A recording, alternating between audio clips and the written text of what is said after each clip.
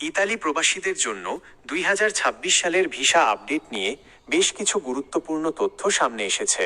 বিশেষ করে যারা সিজনাল এবং নন সিজনাল ভিসার জন্য অপেক্ষা করছেন তাদের জন্য এখনকার পরিস্থিতি নিচে তুলে ধরা হলো। 1. ক্লিক ডে এবং বর্তমান অবস্থা।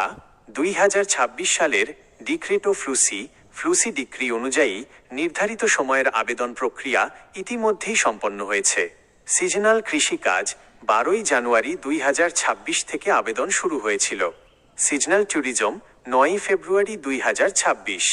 নন সিজনাল নির্মাণ, লজিস্টিক ইত্যাদি 16 ফেব্রুয়ারি 2026 থেকে আবেদন গ্রহণ করা হয়েছে। 2. ভিসা বা নুল্লা ওস্তা কবে থেকে পাওয়া যাবে? সাধারণত ক্লিক ডের আবেদনের পর পেপার যাচাই বাছাই করতে 60 থেকে 90 দিন সময় লাগে। সিজনাল ভিসা যারা জানুয়ারিতে আবেদন করেছিলেন অনেকেরই নুল্লা ওস্তা আসতে শুরু করেছে। জুন 2026-এর মধ্যে অধিকাংশ নুলাওস্তা ইস্যু হওয়ার সম্ভাবনা রয়েছে। নন সিজনাল ভিসা ফেব্রুয়ারি মাসের আবেদনের রেজাল্ট বা নুলাওস্তা মে মাস থেকে ব্যাপকভাবে ছাড়ার কথা রয়েছে। 3. ঢাকা ইতালি দূতাবাসের সর্বশেষ আপডেট মে 2026। 4 মে 2026-এর তথ্য অনুযায়ী ঢাকা ইতালি দূতাবাস ভিসা প্রত্যাশীদের জন্য কিছু জরুরি নির্দেশনা দিয়েছে।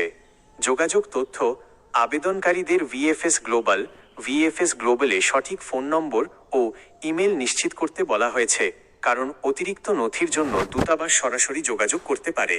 পাসপোর্ট ট্র্যাকিং: নিয়মিত অনলাইনে পাসপোর্ট স্ট্যাটাস চেক করতে উৎসাহিত করা হচ্ছে। ফ্যামিলি রিউনিয়ন: 18 এপ্রিল থেকে ফ্যামিলি ভিসার অ্যাপয়েন্টমেন্ট এবং ফাইল জমা দেওয়ার ক্ষেত্রে নতুন কিছু আপডেট দেওয়া হয়েছে। 4. গুরুত্বপূর্ণ সতর্কতা: ইদানিং অ্যাপয়েন্টমেন্ট নিয়ে অনেক দালাল চক্র সক্রিয়। মনে রাখবেন, ভিএফএস অ্যাপয়েন্টমেন্ট অনলাইনে অ্যাপয়েন্টমেন্ট নেওয়া সম্পূর্ণ ফ্রি। কোনো থার্ড পার্টিকে অতিরিক্ত টাকা দেবেন না। ভেরিফিকেশন: আপনার নুলাওস্তা বা পেপারস সঠিক কিনা তা সংশ্লিষ্ট কিউআর কোড বা অফিসিয়াল পোর্টাল থেকে যাচাই করে নিন।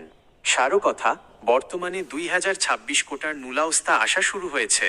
যাদের নুলাওস্তা চলে এসেছে তারা দ্রুত ভিএফএসে অ্যাপয়েন্টমেন্ট বুক করার চেষ্টা করুন। আপনার ফাইল বা কোনো নির্দিষ্ট সমস্যা থাকলে বিস্তারিত জানাতে পারেন।